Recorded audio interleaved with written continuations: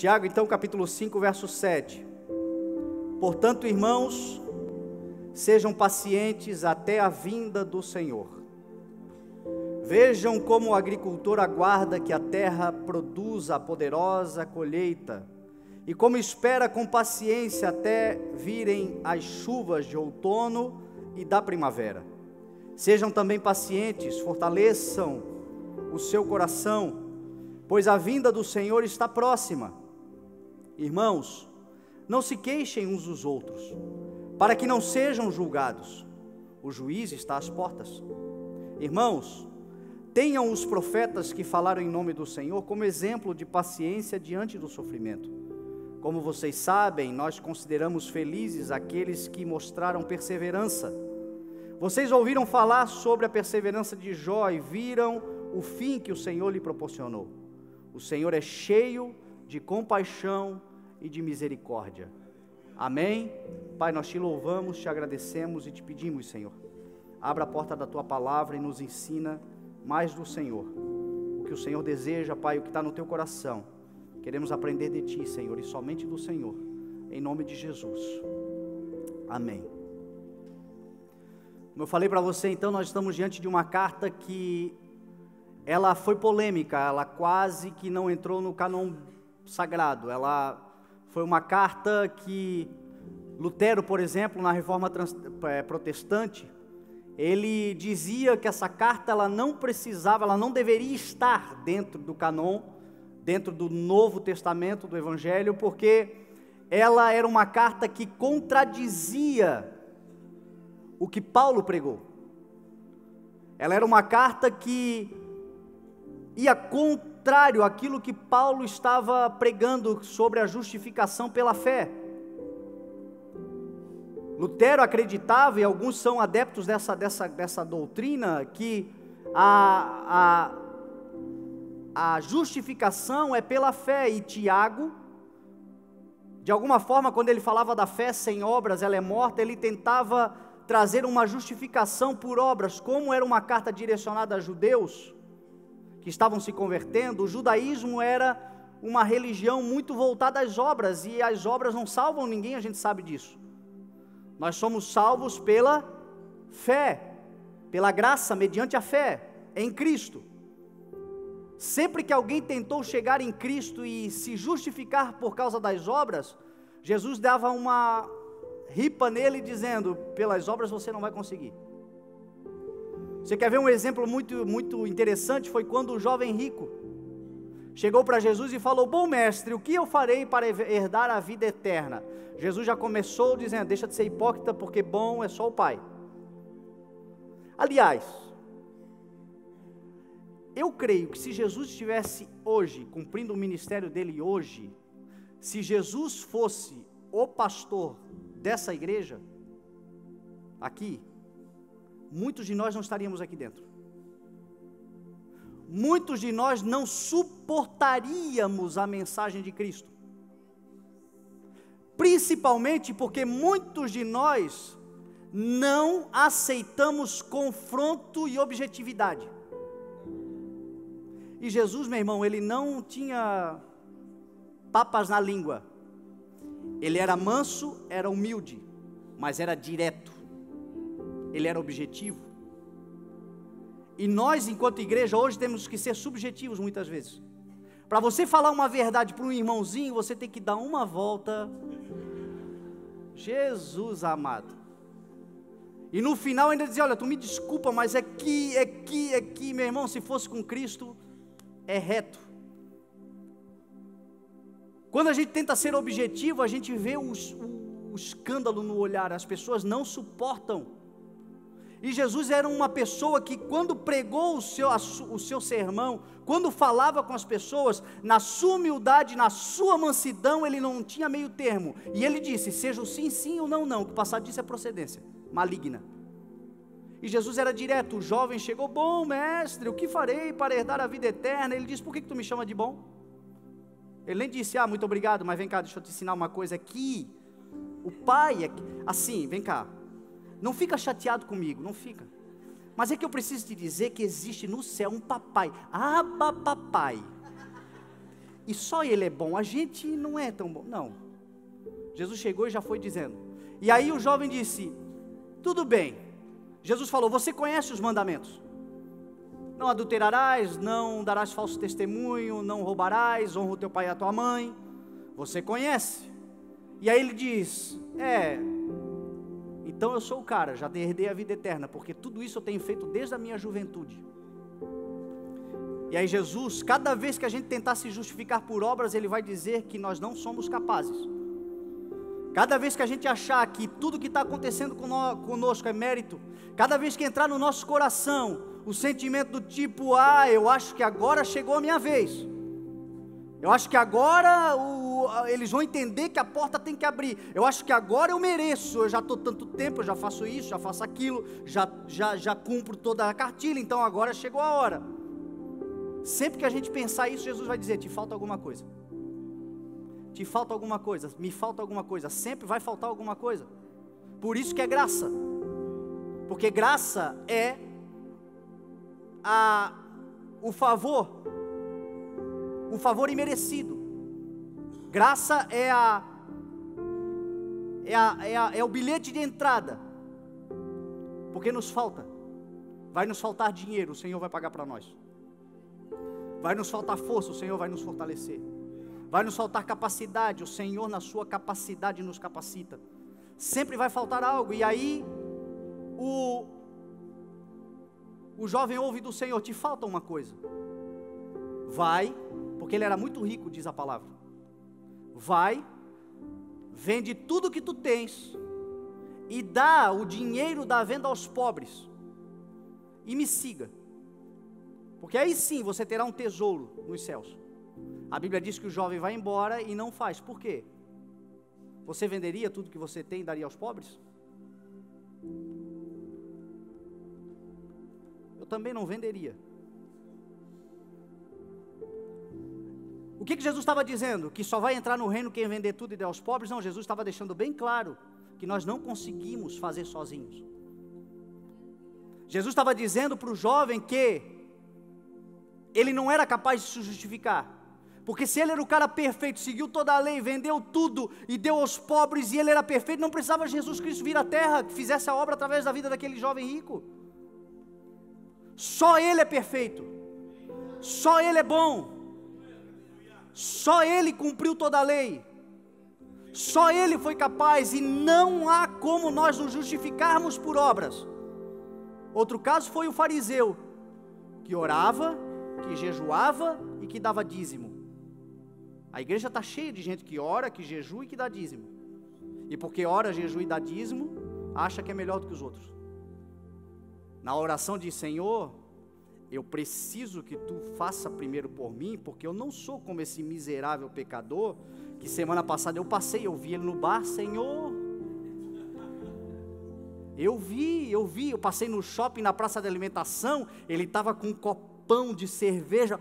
Senhor, eu te dou louvo porque eu não sou igual a ele.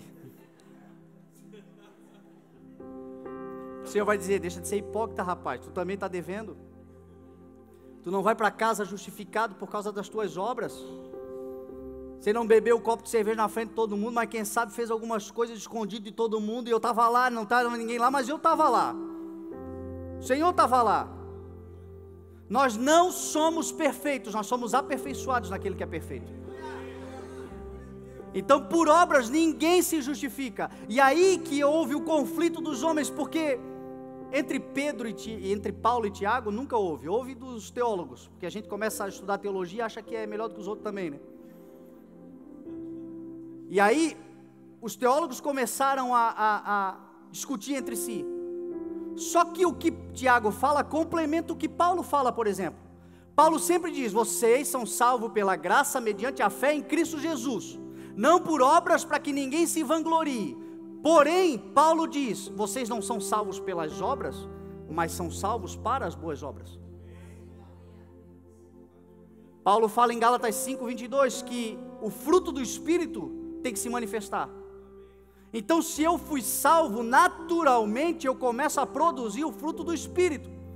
E Tiago, que era irmão do Senhor Jesus, Aqui também é uma divergência, tem gente que acha que era o apóstolo Tiago, mas eu sou da turma que acha que quem escreveu foi o irmão de Jesus, Tiago, seu irmão consanguíneo. De todas as cartas do Novo Testamento, é a carta que menos fala de Jesus, mas é a carta que mais se parece com as pregações de Jesus. Tiago é praticamente uma continuidade do Sermão da Montanha, quando Jesus Cristo falou sobre o Sermão da Montanha. E aí Tiago vai dizer: a tua fé sem obras, ela é morta. Me mostra a tua fé sem obras, que eu te mostro a minha fé pelas obras. Paulo diz: nós somos salvos para, não por ou pelas obras, mas para as boas obras. Uma vez que o Espírito Santo entra em mim, meu irmão, entra em você, uma vez que nós somos inundados com esse amor maravilhoso, não há como não frutificar, não há como não ter boas obras. As obras começam a aparecer naturalmente. Você era todo nervosinho, agora você já é muito mais tranquilo, ou não é? É um processo, o fruto leva tempo, eu sei, mas já não é mais a mesma coisa. Falava palavrão a cada frase, de 5 palavras, 12 eram palavrões. Agora quando fala, não cabe mais, não, é o Espírito Santo. Vivia murmurando, agora abençoa. Não dava vez a ninguém, agora prefere perder a ver. São coisas que vão acontecendo e a gente vai estranhando. Às vezes a gente diz: meu Deus, esse não sou eu. Não é mesmo, é Cristo em ti. Já não vivo mais eu, mas agora Cristo vive em mim. A vida que eu vivo no corpo, eu vivo pela fé. Então Ele começa a viver em nós e a gente começa a ter conflito no começo. Mas deixa que uma boa obra Ele começou e haverá de completar. É um processo. Então, obras não são a causa da salvação, mas elas tornam-se o resultado. Pela obra ninguém é salvo, mas uma vez salvo, o resultado são boas obras. Que haja boas obras através da igreja em nome de Jesus. Que nós como igreja possamos ser aqueles que têm boas obras. Foi Jesus quem falou: a árvore é conhecida pelo o que são frutos. É a obra da árvore, é o resultado da árvore. Jesus explica isso muito bem em João capítulo 15. Eu sou a videira, vocês são os ramos, o meu pai é o agricultor. Aquele que estando em mim não dá fruto, meu pai corta. Aquele que dá fruto, ele poda para que dê mais fruto ainda. Sem mim vocês não podem fazer coisa alguma. O que Jesus está falando? Sou eu que vou fazer vocês frutificar, é o meu Espírito que vai fazer vocês crescerem, sou eu que vou fazer uma obra através de vocês. Agora, a consequência da salvação, do perdão, de tudo que eu fiz na cruz do Calvário, o resultado são boas obras. Vai aparecer uma boa obra aí, em nome de Jesus. As pessoas conhecerão o Senhor Jesus e a sua bondade e o seu amor através do resultado, através dos frutos que a igreja vai dar. Jesus falou: ei, não olha para discurso, não olha para eloquência, não olha para habilidades, olha para fruto. Olha para fruto. Frutos são obras. Fruto é a manifestação.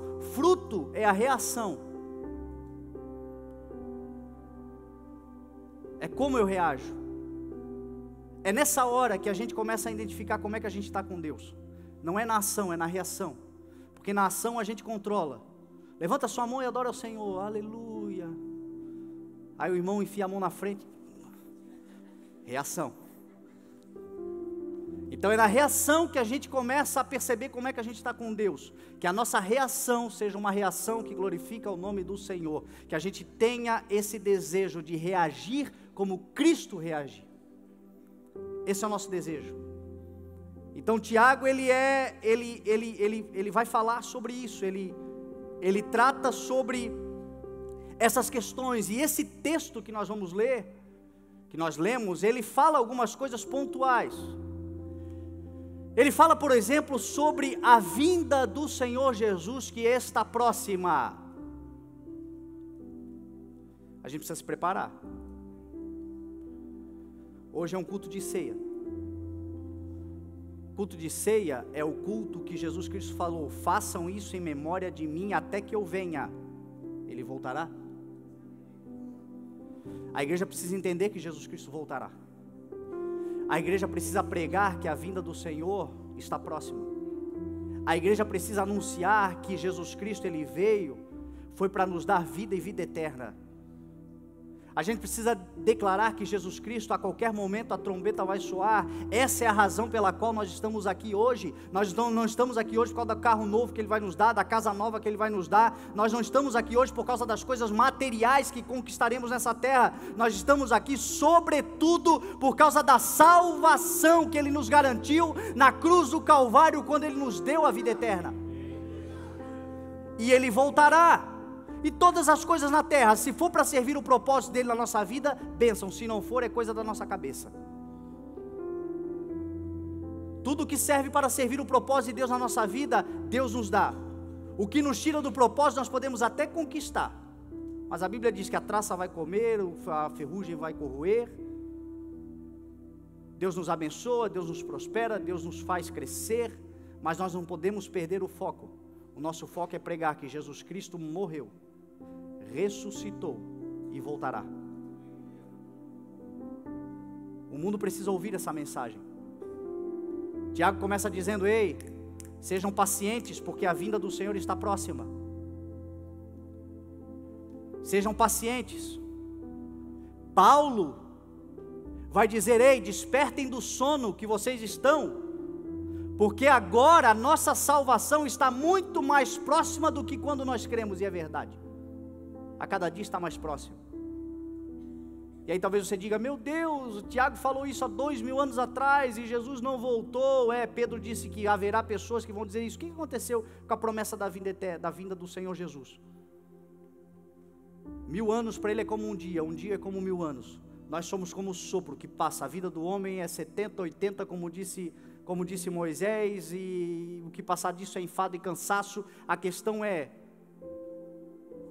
talvez a gente não veja Ele voltando, mas Ele pode nos ver indo. A gente precisa entender isso. A qualquer momento, ou o Senhor volta para todos, ou a gente volta para Ele.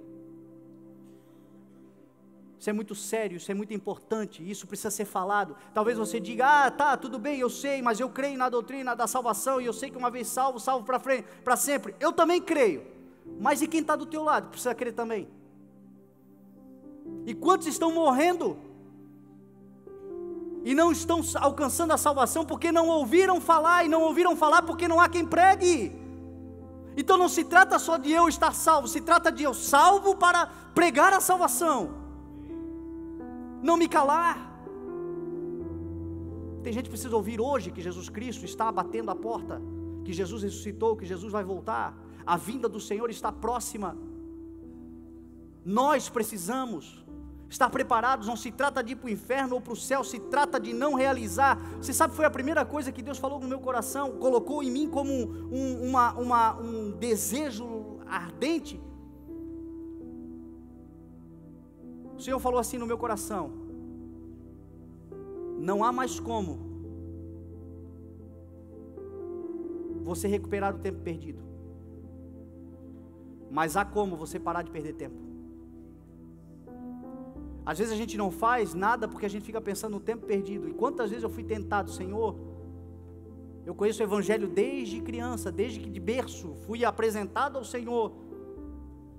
Eu só estou aqui hoje por causa de uma consagração que o pai fez. Eu estava desenganado no hospital para morrer. Nasci desenganado. A minha mãe já havia perdido um antes de mim, e eu fui desenganado no nascimento, dado horas de vida. E o pai, que na época estava desviadão, disse: Senhor, se tu salvar ele, eu entrego a minha vida a ti. Vou cumprir o propósito, e ele será teu. Ali, no mesmo dia, eu fui curado. E eu sempre soube disso. Só que, gurizinho ruim. Depois de 30 anos, sempre sabendo disso, qual é a primeira coisa que o diabo faz? Agora tu vai querer fazer o quê? E aí o Espírito Santo veio e disse: não dá para parar, não dá para recuperar o tempo perdido, mas dá para parar de perder tempo. Então hoje, meu irmão, o que nós devemos ter no coração é o desejo. Eu não quero sair dessa vida devendo nada a não ser o amor. Cumprir plenamente o meu chamado, cumprir plenamente o meu propósito, cumprir, falar do amor do Senhor, sair e fazer aquilo que o Senhor nos chamou para fazer. Para de protelar. Se eu puder te dar um conselho, eu te digo isso: para de protelar, porque o Senhor é poderoso, Ele vai fazer uma obra através da sua vida. Não importa quanto tempo você tenha, não importa se você vai vê-lo, o arrebatamento, ou se você será ressuscitado, mas em algum momento, ao soar da trombeta, diz a palavra, aqueles que morreram com Cristo ressuscitarão, e nós, os que estivermos vivos, ressuscitaremos, e nos encontraremos com o Senhor nos ares. É o escândalo da ressurreição e do arrebatamento. É nisso que a igreja crê, em nome de Jesus. Estou vendo aqui a dona Graça, está ali. A dona Graça sepultou o seu filho há mais ou menos um mês atrás, membro aqui da igreja, e eu conversava com ela no velório do seu filho, e ele, Valdeci, e eu conversava com ela no velório do seu filho, e ela me dizia, ele estava muito feliz. Os últimos 6 meses da sua vida, ele estava muito feliz, porque ele dizia, eu me reencontrei com o Senhor. Entreguei a minha vida a Cristo, comecei a viver o que eu nunca vivi, e por uma ironia, para nós, perdeu a sua vida, mas Jesus Cristo falou, aquele que está em mim, não morre eternamente, eu sou a ressurreição e a vida, aquele que vive e crê em mim, ainda que morra, viverá. Nós não conhecemos os desígnios de Deus, mas Ele mesmo, naquele dia do seu velório, estava pregando a palavra, estava anunciando a salvação. É isso que nós precisamos entender, gente. O Senhor Jesus ressuscitou e a sua vinda está próxima. A igreja precisa pregar isso. Outra coisa que Tiago fala, que enquanto nós estamos pregando o Evangelho, pregando a volta do Senhor Jesus, estamos crendo nisso, nós não devemos nos queixar uns dos outros.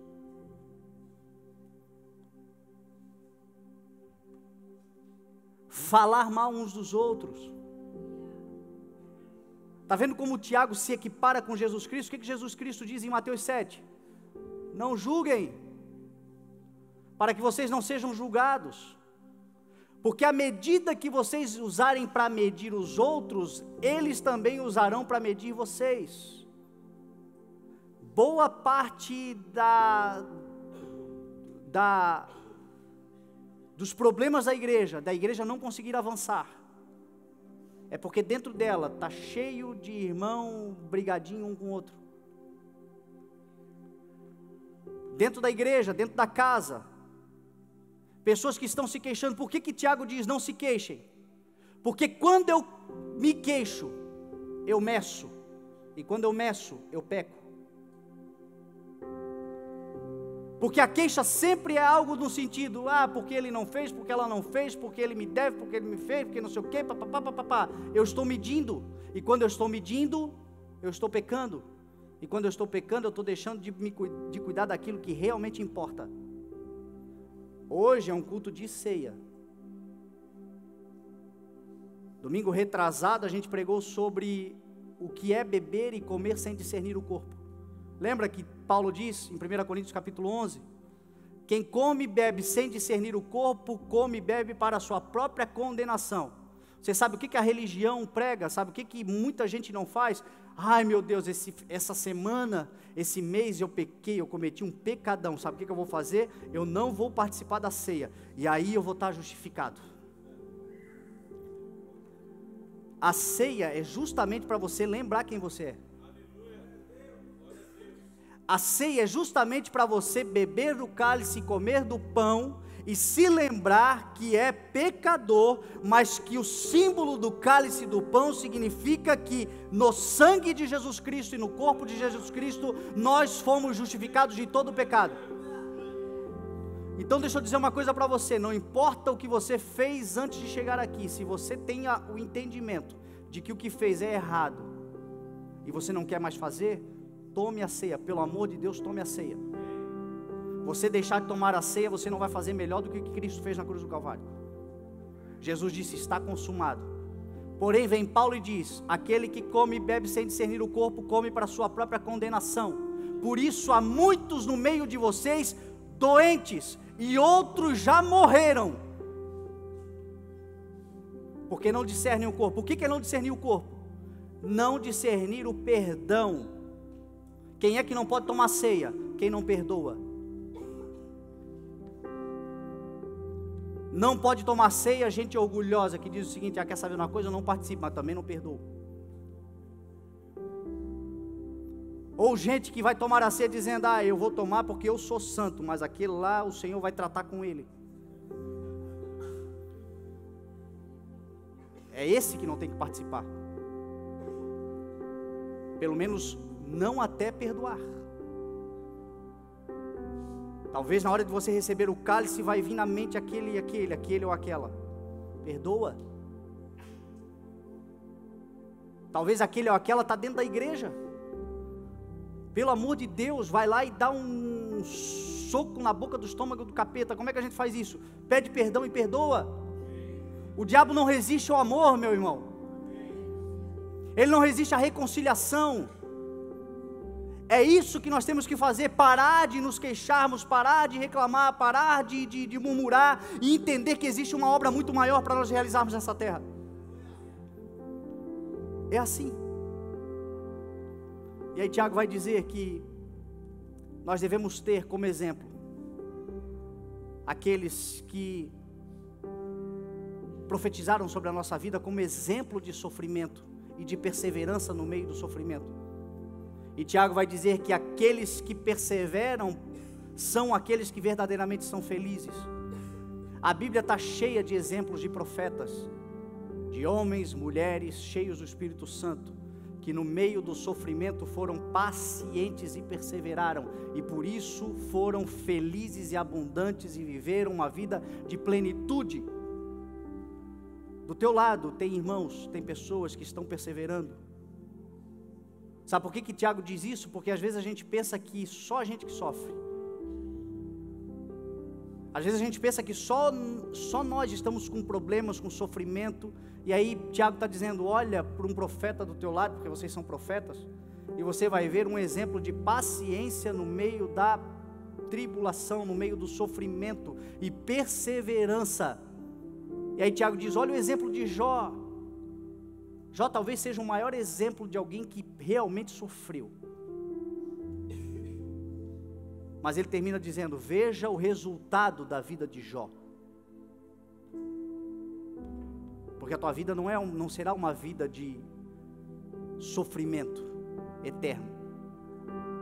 Jesus Cristo disse que a tua vida será uma vida de gozo eterno, de alegria eterna, de felicidade plena e eterna, de vida abundante eterna.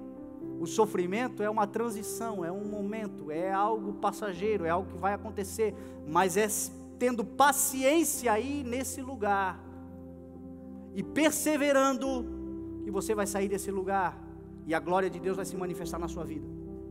E às vezes você não consegue enxergar isso sozinho, você só consegue perceber quando você olha para o lado e vê alguém e se interessa e percebe que essa pessoa talvez esteja carregando uma carga que você não conseguiria carregar. Quando a gente olha para o sofrimento alheio, a gente percebe o quanto muitas vezes nós somos ingratos, o quanto muitas vezes nós somos fracos além da conta. Quando a gente olha para o sofrimento alheio, tem gente que olha para a gente e pensa que a gente não sofre, acha que a vida estou aqui pregando, é tudo bênção. Não, meu irmão, eu sofro, tenho vontade de desistir várias vezes. Mas eu me inspiro em homens e mulheres que chegaram lá. Se inspire também, você também vai chegar em nome de Jesus. Nós chegaremos nesse lugar. Nós alcançaremos as promessas. Tiago termina dizendo que o Senhor é um Deus cheio de misericórdia e de compaixão.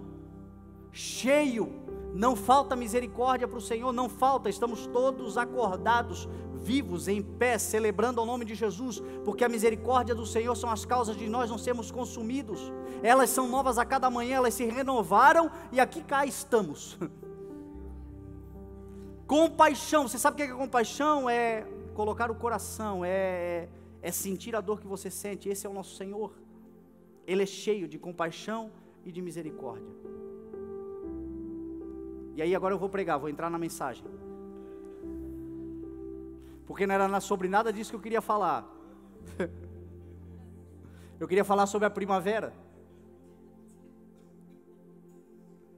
porque Tiago vai dizer que assim como o agricultor aguarda a preciosa colheita e as chuvas de primavera, assim nós também devemos aguardar a vinda do Senhor.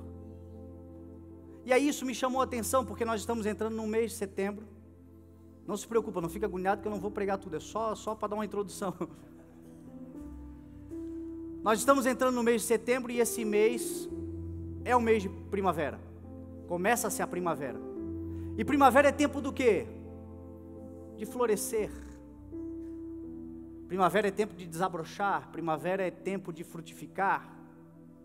Primavera é tempo de novas cores, de novos cheiros, de novas oportunidades, de novo nascimento, de encontros e reencontros, é isso?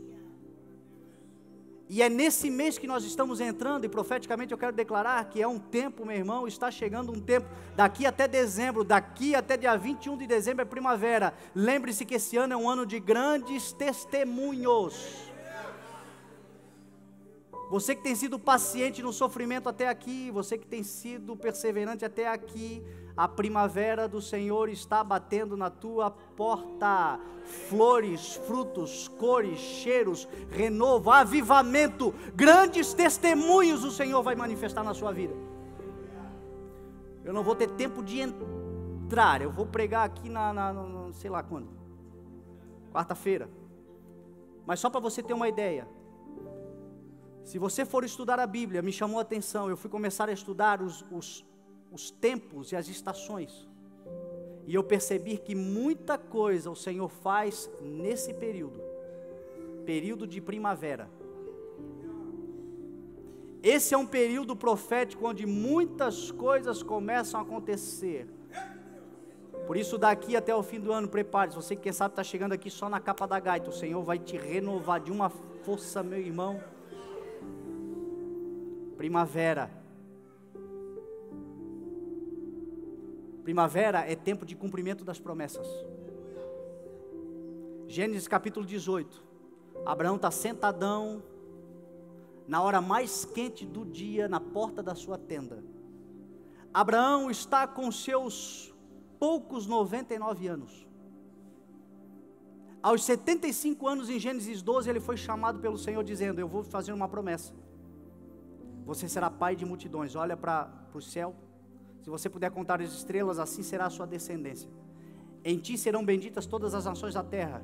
Abençoarei os que te abençoarem, amaldiçoarei os que te amaldiçoarem. Abraão tinha 75 anos de idade quando Deus fez isso. E você achando que está velho para viver as promessas do Senhor, vai segurando aí. E aí ele está com 99 aninhos, na hora mais quente do dia. Talvez, meu irmão, esse é o momento do ano onde você está com um calor abrasador em cima da cachola que você não aguenta mais.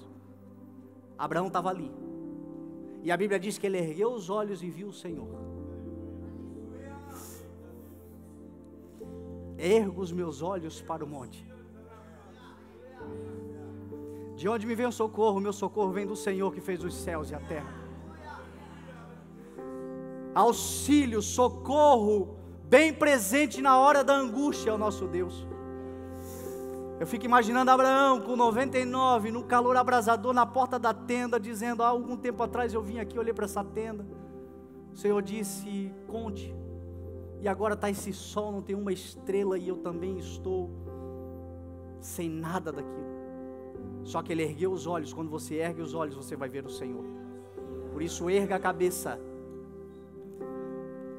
O Senhor estava perto, não estava longe. Ele corre, diz a Bíblia. ele corre na direção do Senhor, ele diz: me permita servi-lo, me permita estar à tua disposição, porque mesmo diante das dificuldades e das circunstâncias adversas, Abraão não deixou de ser servo. Pode estar doendo, pode estar difícil, pode estar abrasador, não perca o teu instinto do Espírito que está dentro de você. O DNA de todo aquele que é cheio do Espírito Santo é servir ao Senhor com alegria. Apresentai-vos a Ele com cânticos, porque o Senhor é bom, diz a sua palavra. Ele foi servir, ele separou, a Bíblia diz que ele veio correndo, pegou, disse a Sara: Sara, prepare rapidamente 3 medidas da melhor farinha. Foi ao servo dele no campo e disse: prepare aqui o melhor novilho, porque Deus não é Deus de resto, Deus é Deus de primícia, Deus é Deus de prioridade. Buscai em primeiro lugar o reino de Deus e a sua justiça, e as demais coisas lhe serão acrescentadas. Abraão não barganhava, Abraão era. Ele fez tudo isso, preparou tudo, serviu, os homens comeram, e ele ficou em pé, diz a Bíblia. Enquanto eles comiam embaixo da árvore, Abraão ficou em pé, Gênesis capítulo 18, como um mordomo. Se precisar, Senhor, eu estou aqui. Está difícil.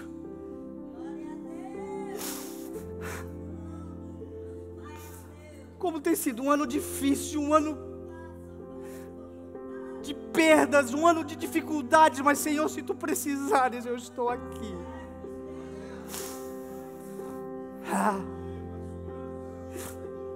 Diz a Bíblia que o Senhor terminou de comer e perguntou: cadê Sara? Está na barraca, está na tenda.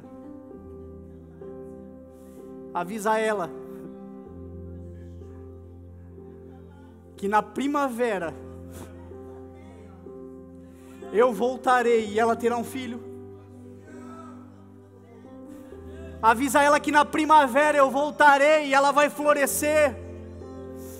Avisa ela que na primavera eu voltarei e toda a promessa se cumprirá.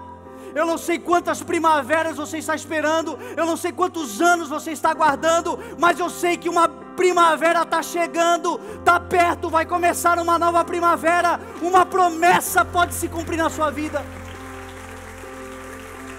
Seja paciente, seja perseverante, seja fiel, acredite. Uma primavera. Pode começar a preparar aqui a ceia, que eu não tenho tempo, mas tem muita coisa para falar sobre a primavera. A primavera é tempo de vigiar.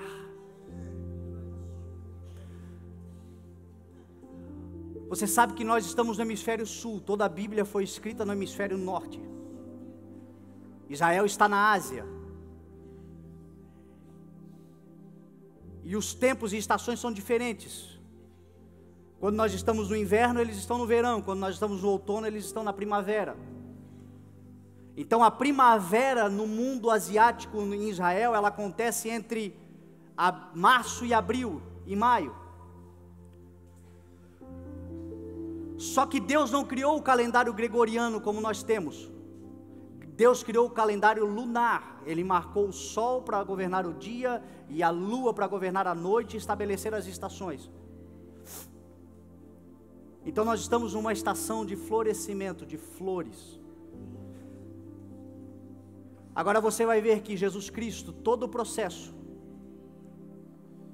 de ressurreição, de morte, de Páscoa, de Pentecostes, tudo o que aconteceu, que de mais importante nós pregamos, aconteceu numa primavera. Páscoa, o mês de Nissan, que começa em março e abril para o povo de Israel, é primavera. E na primavera, Jesus chama Pedro, Tiago e João para orar, e vai ao Getsêmani, e eles dormem, e Jesus Cristo chega para Pedro, Tiago e João e diz: vocês não puderam vigiar comigo nenhuma hora? Vigiem e orem, porque o espírito está pronto, mas a carne é fraca. 2 Samuel capítulo 12 vai dizer que na primavera, época em que os reis saíam à guerra, Davi enviou Joabe com o seu exército para guerrear contra os amonitas, mas ele, Davi, ficou em casa, ficou no palácio. Era para ter ido à guerra, era para ter acreditado, era para ter conquistado, era para ter perseverado, era para ter vigiado, porque a promessa de Deus vai ser derramada na sua vida, mas Satanás vai tentar roubá-la. Você não precisa protegê-la, você precisa vigiá-la, porque quem protege é o Senhor. Mas vigiem e orem, é tempo de vigiar, é tempo de acreditar, é tempo de renovar a oração, é tempo de orar de novo sobre promessas que quem sabe você está enterrando. O Senhor está dizendo: vigia e ora, porque o Espírito está pronto, será derramado, mas a carne é fraca. Fortaleça a carne, enfraqueça a carne através da oração, fortaleça o Espírito. Davi não foi, sabe que tempo era? Primavera. Na primavera os reis saíam à guerra. Nabucodonosor invadiu na primavera, Senaqueribe invadiu na primavera, o rei Josias, Ezequias, que eu estava lendo ontem as histórias deles, avançavam, conseguiram conquistar na primavera. Davi, o maior rei da história de Israel, caiu na primavera porque não vigiou. Enquanto Abraão estava meio-dia na tenda, erguendo os olhos, diz a Bíblia que Davi, depois do meio-dia à tarde, levantando-se da cama naquela preguiça, foi caminhar pelo palácio, e do terraço do palácio, ele baixou os olhos e viu Batseba. E ali ele cometeu um grande erro, ali ele falhou. Muitos de nós também já falhamos em outras primaveras, mas essa nós vamos vigiar, essa nós vamos acreditar. Daqui até o final do ano, meu irmão, está sendo profetizado um ano de grandes testemunhos em nome de Jesus. Até dia 21 de dezembro de 2017, você colherá um grande testemunho, flores, frutos, bênçãos dos céus sobre a tua vida em nome de Jesus. Primavera, só vigia e só ora. A promessa o Senhor vai entregar. Primavera, biblicamente, é tempo de avivamento, de ressurreição, de vida. Jesus ressuscitou na primavera. O Pentecostes aconteceu numa primavera.